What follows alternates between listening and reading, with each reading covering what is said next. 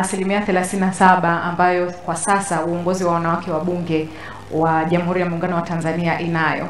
Lakini kwa kuendelea mbele na kwa juhudi kubwa ambazo umezifanya katika safari yako, tunatazamia kufika 50 na pengine kwa upendeleo wa kipekee tungeweza kuvuka. Tunafanyaje sasa kufikia ile 50% ya wanawake katika kwa mfano bunge au nafasi za uongozi? Una ushauri gani unaweza kuwapa wanawake ambao wanatamani kufikia hatua ile?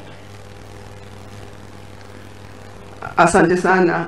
Kwanza kabisa napenda kuchukua nafasi hii kutoa shukrani za dhati kwa mkuu wa mkoa kwa mwaliko huu, na pia kwa mwenyekiti na kamati nzima ya jukwaa la wanawake wa Arusha.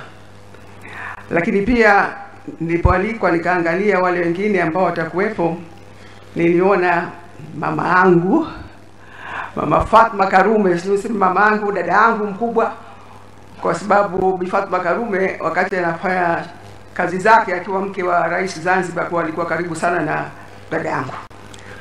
Kwa hivyo nilifurahi sana kwa kweli. Lakini nilifurahi pia kuona kwamba Mheshimiwa Asha Rose Migiro pamoja na Mama Makinda pia tutakuwa nao hivi sasa.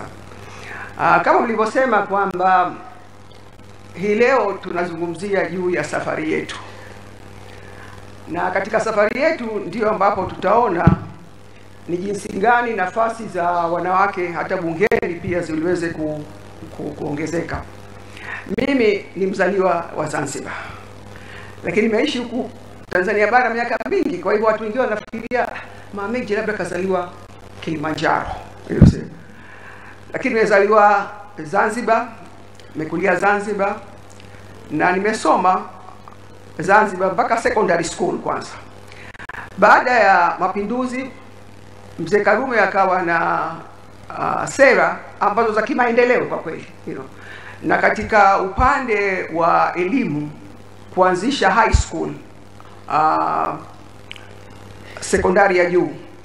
Lakini aliona mbali, aliona kwamba kuna haja ya kusisitiza zaidi masomo ya sayansi. Kwa hivyo sera ya serikali ya mapinduzi ya Zanzibar ilipokuja kwenye elimu ya juu ilikuwa sera ya kusoma masomo ya sayansi. Mimi zaidi nilikuwa napenda masomo ya arts zaidi, historia, jiografia na kadhalika na kadhalika. Kwa hivyo nikaona kwa kweli nikiendelea pale sitoweza kuenda mbali. Kwa hivyo nikaeleza kwamba itakuwa vigumu sana. Akasema hapana, jitahidi hivyo hivyo. Nikaona kwamba hapana, sitoweza kujitahidi. Bahati nzuri serikali ya mapinduzi ya Zanzibar ikafanya utaratibu na serikali ya Tanganyika, then ilikuwa ya Tanzania, na nikaja hapa nikasoma high school pale Jangwani Secondary School. Kwa hivyo baada ya kusoma pale nilikuwa nafikiri Mzanzibari peke yake katika shule ya Jangwani. Wote niliwakuta ilikuwa kutoka Tanzania bara. Lakini nilijifunza mengi, nikaelewana. Na mara nyingi sana hata wale marafiki zangu wa huku nilikuwa nawachukua Zanzibar ili waone upande mwingine wa muungano. Nikaendelea mpaka chuo kikuu. Baada ya chuo kikuu nikaanza kufanya kazi. Na katika kufanya kazi nilifanya kazi kama kwanza mwalimu, lakini katika jumuiya ya kimataifa. Na katika jumuiya ya kimataifa nilifanya kazi kwa karibu sana na wanawake. Sana. Hasa pale Kilimanjaro. Wakati huo bunge lilikuwa wanawake wachache sana, kwa sababu kulikuwa hakuna nafasi za viti maalum kabla ya hapo. Kwa hivyo nakumbuka, nafikiri upande wa bunge nafikiri kulikuwa na mwanamke mmoja au wawili. Baadaye ikafunguliwa nafasi za wanawake. Hii ilikuwa 1985, miaka 40 iliyopita. Wakina mama wa umoja wa wanawake, na siku zote nawapongeza na nawashukuru sana, ndio ambao wakanijia wakasema, Meji, nafikiri ungefanya ukajaza fomu ukaingia ubunge. Bahati nzuri nikapita. Kwa hivyo 1985 nikawa mbunge wa viti maalum, na nilidumu kama mbunge wa viti maalum kwa miaka 30, alhamdulillah nasema.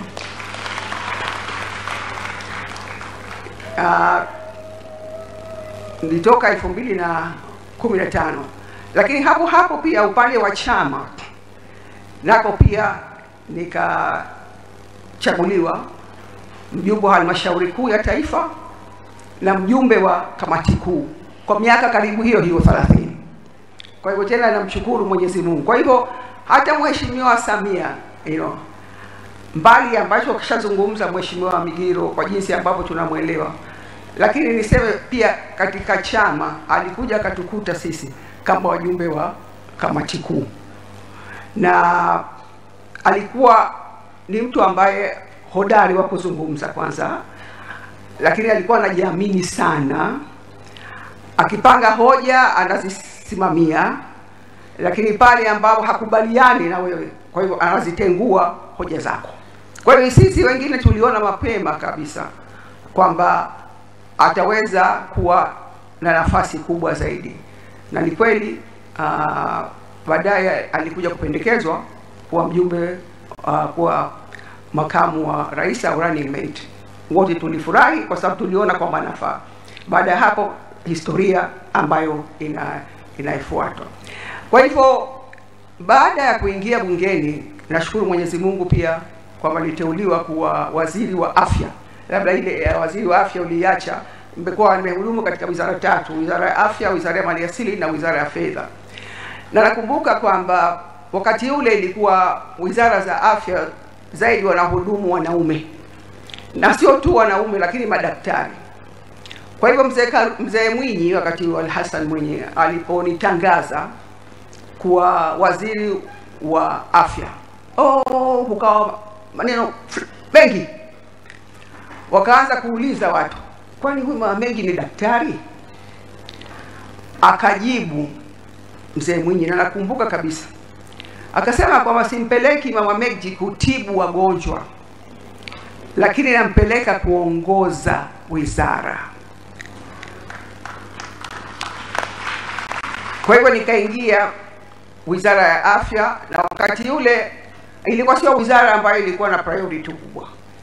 Bajeti yake ilikuwa ndogo, hali ya miundombinu pia nayo ilikuwa duni sana, na kwa maana hiyo hata soka mfano nakumbuka wakati naingia kulikuwa hakuna hata CT scanner moja nchi nzima, kulikuwa hakuna hata CT scanner. Baadaye nikiwa waziri wa afya tukaanza kupigania kwamba budget, kwa sababu budget ilikuwa ndogo, tukaanza kupigania kwa bajeti iweze kuongezwa, na budget kidogo kidogo ikaanza kuongezwa. CT scanner ikanunuliwa hospitali ya Muhimbili, kwa sababu kulikuwa na hospitali rufaa Muhimbili alafu baadaye Bugando, na baadaye kidogo kidogo hali ikaendelea.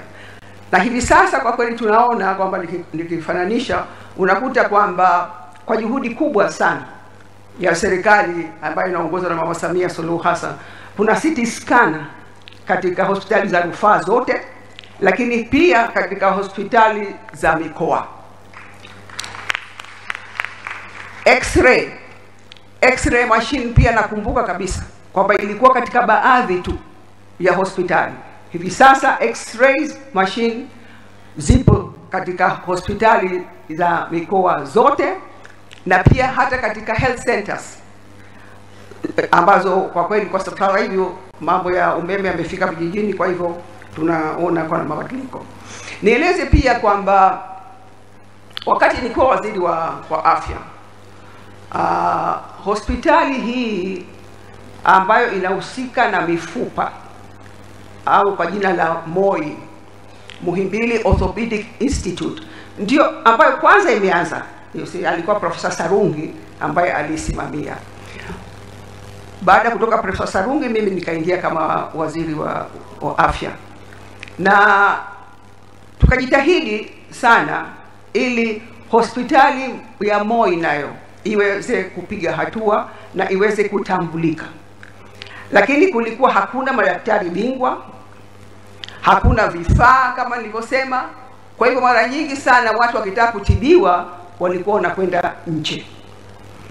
Baada ya kuzungumza kwenye cabinet na baada ya kueleweka kwamba angalau bajeti iweze kuongezwa, hospitali ya Moi kidogo kidogo ikaanza kupata vifaa.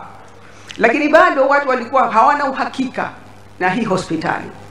Mimi niliamua kwa kweli kwamba nilipata accident wakati ule, na utaratibu mzima ulikuwa ushafanywa nipeleke Ujerumani.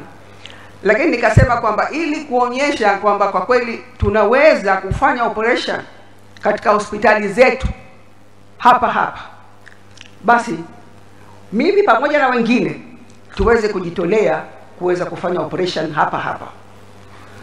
Na kweli kabisa, mimi nakumbuka mtoto wa dada yangu mama Fatma, anamjua Dr. Jidawi, aliniambia, are you crazy? Unafanya operation hapa? Hakuna vifaa, hakuna kitu chochote, utapata infection kubwa sana. Nikasema inabidi kuprove. Kwa hivyo nikafanyiwa, lakini vifaa vililetwa kutoka nje. Daktari kama nilivyosema, wakati ule tulikuwa hatuna madaktari bingwa. Daktari alikuwa Mjerumani ambaye alifanya kazi ile. Kwa hivyo kidogo kidogo kwa kweli watu wakaanza kupata confidence, na baadaye historia hivi sasa unaweza kuona mabadiliko makubwa sana kutokana na awamu hii pia ambayo budget imekuwa kubwa. Moi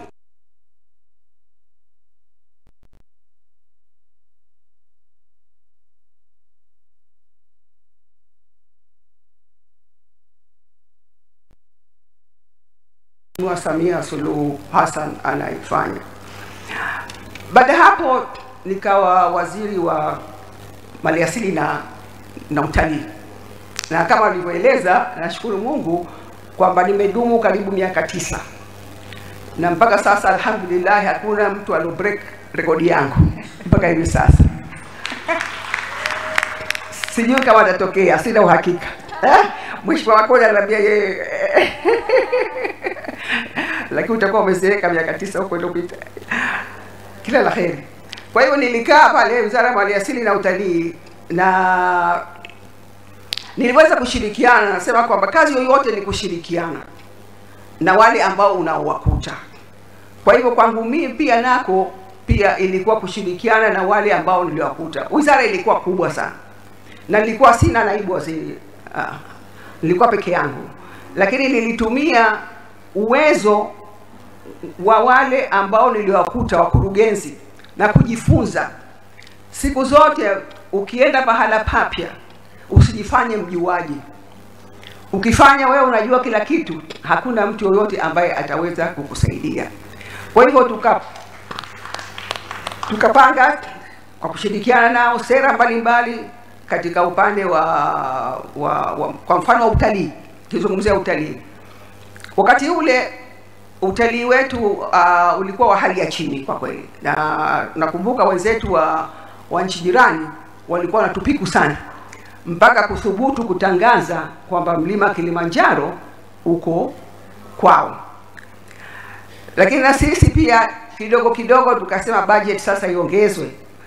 Ikawa ngumu sana kupata budget kwa ajili ya maliasili na utalii. Kwa hivyo tukaamua, nasema tu kwa sababu naona mimi singeweza kufanya kitu peke yangu, lakini kwa kushirikiana na wenzangu, kwamba tupate fedha kutoka TANAPA, Tanzania National Parks, mnaielewa, tupate pesa kutoka Ngorongoro, tupate pesa kutoka idara ya wanyamapori.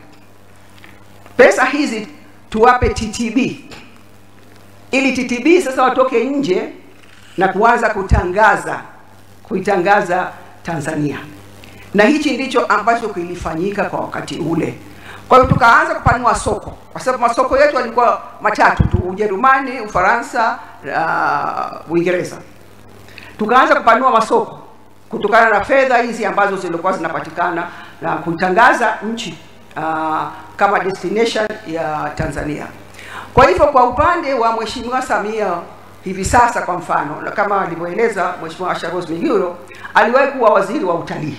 You see? Na hii nafikiri imemsaidia sana pia katika kujenga uwezo na uelewa wa jinsi gani masuala ya utalii yanakwenda. Katengenesha hii filamu hii The Royal Tour, ambayo kwa hivi sasa tunasema kwamba wageni wengi sana wanakuja Tanzania. Tatizo kubwa ambalo naliona huko mbele ya safari tulilopata ni sehemu ya malazi kwa ajili ya watalii. Kwa hivyo hilo nalo mimi nafikiri kwamba katika sera itabidi liweze kushughulikiwa. Kwa hivyo maliasili tulitengeneza sera mbalimbali hasa katika upande wa wanyamapori, na tuliamua kwamba unajua katika wanyamapori wanaishi na wananchi, kwa Masai na watu wengine wanaishi na wanyamapori, na tuliamua kwamba kwa sababu watu hawa ndio wanaangalia hao wanyama, watu hawa ndio ambao wanahakikisha kwamba hakuna ujangili. Kwa hivyo tuliamua kwamba 25% ya pato la kutokana na wanyamapori kama utalii wa uwindaji na kadhalika liende kwenye halmashauri hizi. Na nashukuru kwamba sera hii ambayo tulitengeneza wakati ule miaka kama 20 na iliyopita, bado sera hii inaendelea, na kwamba asilimia angalau 25 inatolewa kwa ajili ya hizi halmashauri. Baada ya hapo nilikuja kuwa waziri wa fedha. Kama nilivyoelezwa kwamba nilikuwa waziri wa kwanza mwanamke. Sasa niseme kwamba hata siku ambayo niliyotangazwa kama waziri wa fedha nilishtuka sio kwa sababu niliona sina uwezo, kwa sababu nilishahudumu kwenye Wizara ya Maliasili na Utalii kwa miaka 9. Lakini nilishtuka kwa sababu wizara hii imekuwa wizara ya wanaume tu, kwenye corridors ni wanaume tu, na niliona kabisa kwamba watu walianza huyu mwanamke ataweza kweli? Ataweza kweli? Wizara ya fedha ambayo ni wanaume tu. Na hii inaturudisha kwenye hii story ya Mheshimiwa Rais kwamba alipopata urais ambao yeye alikuwa hajaupangia kwa wakati ule, kwa sababu ulitokea baada ya kifo cha Mheshimiwa Magufuli. Watu wengi walianza kudoubt na kusema ataweza huyu, lakini ameweza. Na tumeona mambo makubwa ambayo yameweza kufanyika hivi sasa, mengi tu. Miundombinu zinaendelea. Alisema kazi iendelee, na yote ambayo aliacha Mheshimiwa Magufuli ameweza kuyatekeleza, na mengine mengi anaweza kuyafanya. Na kwa hivyo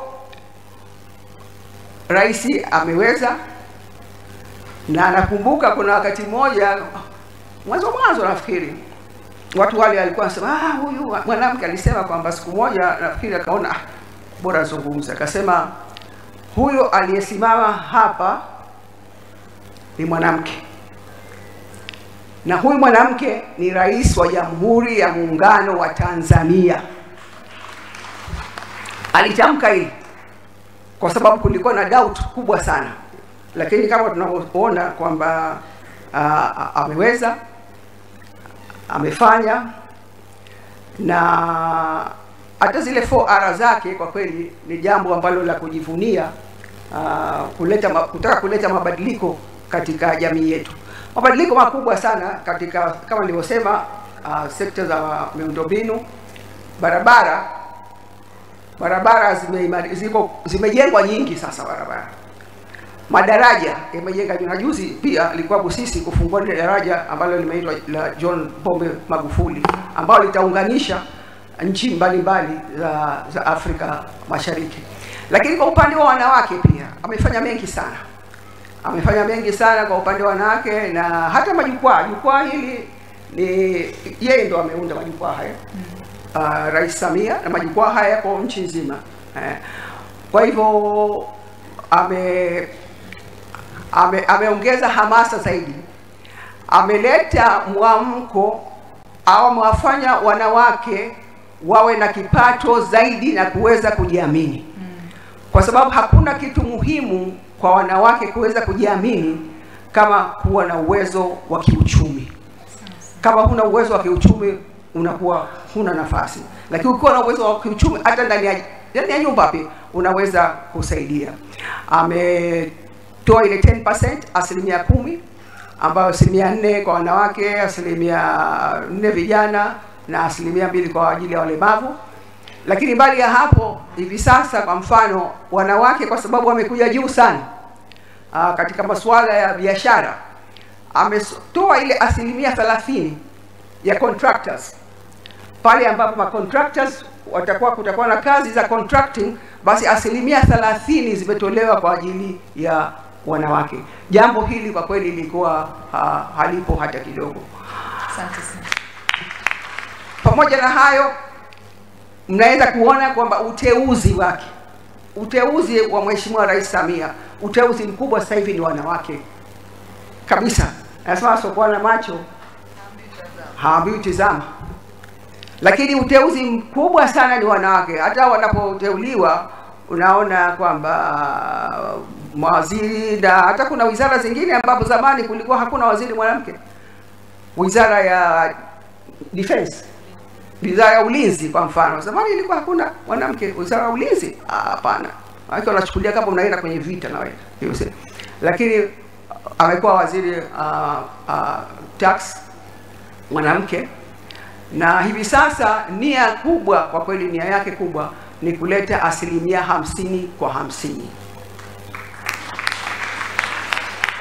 Huyu ndio Rais Samia Suluhu Hassan, mengi ameshaelewa juu yake. Kwa hivyo niseme kwamba, nimalizie kwa kusema kwamba ana maono ya mbali, anataka kufanya mengi.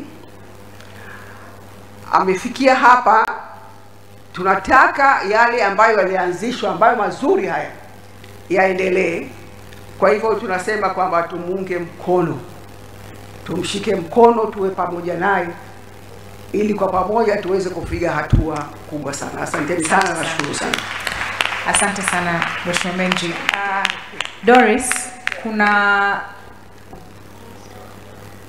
mgeni rasmi alizungumzia namna ambavyo mwanamke anaweza akawa anapitia. Mkuu wa chuo cha Kilimanjaro Institute of Technology and Management kilichopo Mwenge jijini Dar es Salaam, chenye ithibati na usajili wa NACPAT namba REG/ANE/029, anapenda kuwatangazia nafasi za masomo kwa ngazi ya diploma na certificate kwa muhula wa masomo utakaoanza Oktoba 2025 katika kozi za IT, Hotel and Tourism Management, Front Office, Business Administration, Accountancy, Procurement and Supply. Chuo kimebobea katika ufundishaji kwa njia ya vitendo na kimeweza kutoa wanafunzi wenye weledi. Wengi wameajiriwa ama kujiajiri, na kwa wale ambao wameamua kuendelea na degree wameweza kujiunga na vyuo vikuu bora hapa nchini na nje ya nchi. Pia kuna kozi fupi za computer application, graphic and design, video production pamoja na CCTV camera. Kwa maelezo zaidi piga simu namba 0717816034 au 0754864361. KITM, elimu na ujuzi kwa uchumi imara.